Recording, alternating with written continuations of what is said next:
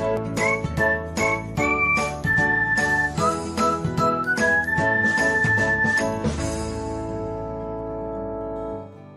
everyone, welcome back to another episode of Technologyglance.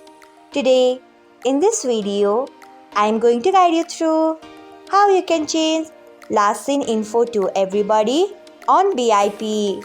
So, let's get started. Firstly, open BIP app in your device. Then tap on three lines icon. Next, tap on settings. Then you can see the option of privacy, tap on it. After that, tap on last seen and online. Then you can see the option of who can see my last seen info. Next, you can also see the option of everybody, tap on everybody. So this is how you can change last seen info to everybody on BIP. Thanks for watching. If you found this guide helpful, we would love it if you hit the thumbs up button below.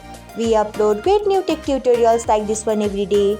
So do not forget to subscribe to our channel and hit the bell icon so that you'll never miss another update.